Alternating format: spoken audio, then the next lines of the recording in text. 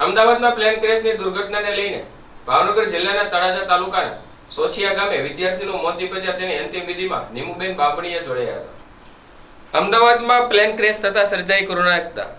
Air ઇન્ડિયાનું વિમાન runway પરથી સીધું મેડિકલ હોસ્ટેલ પર ક્રેશ થયું હતું। વિમાન ક્રેશ થતા યાત્રિકો અને મેડિકલ કોલેજના વિદ્યાર્થીઓના મોત નીપજ્યા હતા। જે દુર્ઘટનામાં ભાવનગરના તળાજા તાલુકાના સોશિયા ગામે રહેતા વિદ્યાર્થીનું મોત થયું હતું। તળાજા સોશિયા ખાતે રહેતા રાકેશ દિહોરા નામના યુવાનને પોતાનો જીવ ગુમાવ્યો હતો। અમદાવાદ મેડિકલ કોલેજમાં અભ્યાસ કરતા રાકેશભાઈનું વિમાન ક્રેશ દુર્ઘટનામાં મૃત્યુ થતાં પરિવારમાં શોકની લાગણી ફેલાઈ હતી। મૃતક રાકેશના મૃતદેહને તેના ગામ સોશિયા ખાતે લાવી અંતિમ સંસ્કાર કરાયા હતા, જેમાં કેન્દ્રીય મંત્રી નીમુબેન સહિતના ઉપસ્થિત રહ્યા હતા।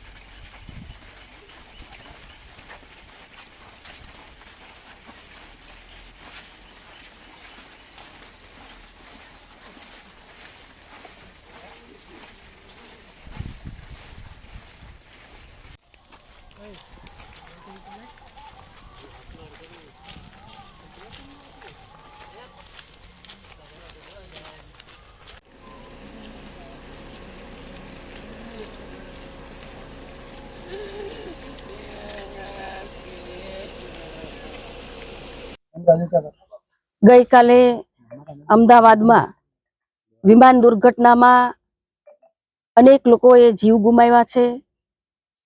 એમને આત્માને શાંતિ આપે એવી પ્રભુ પાસે પ્રાર્થના કરું છું।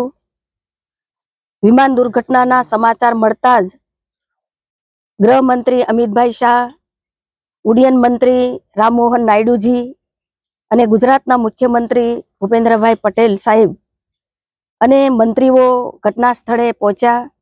તરત જ રાહત કામગીરી શરૂ થઈ હતી। આ ઘટનાની અંદર જે લોકોએ જીવ ગુમાવ્યા છે તેમને પ્રભુ પાસે પ્રાર્થના કરું છું, તેમના આત્માને શાંતિ આપે।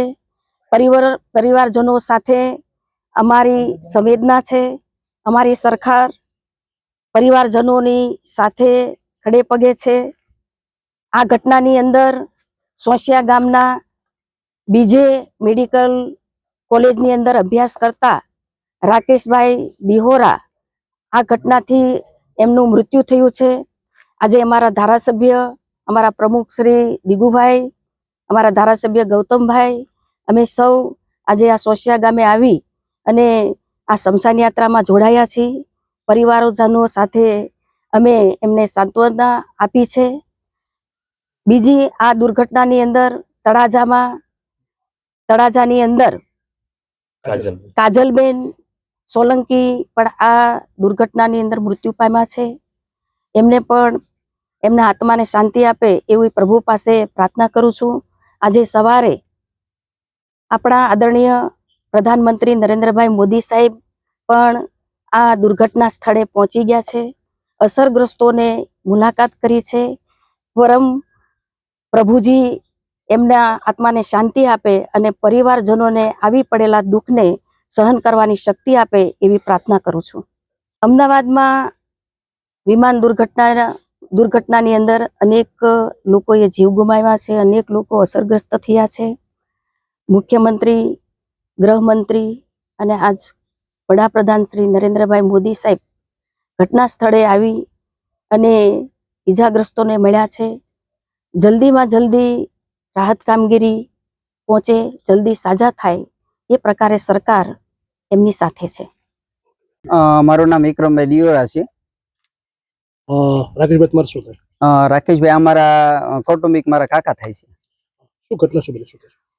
ઘટના પાછળ તો હું વાત કરું તો ગઈકાલે જે આપણે દુર્ઘટના ઘટી, જે અમદાવાદની અંદર વિમાન ક્રશ થયું, એની અંદર આ અમારા જે કાકા થાય રાકેશભાઈ ગોબરભાઈ દિહોરા, એ છેલ્લા 2 વર્ષથી ડોક્ટર માટેનો MBBS નો અભ્યાસ કરે છે અને એક જ મહિનો એમને વાર્ષિક એક્ઝામનો બાકી હતો. એ પોતે એમ મેઘાણીનગર જ્યાં ઘટના ઘટી છે ત્યાં પોતે હોસ્ટેલની અંદર રહે છે અને બપોરના સમયે જમવા જાય છે. એ સમયે આ ઘટના ઘટે ને અમને સમાચાર મળતા બહુ કહેવાય ને કે અમારા પગ તળે જમીન નથી રહી. ભણવામાં ખૂબ હોશિયાર હતા અમારા કાકા. એને નીટની અંદર 666 માર્ક્સ મેળવેલા.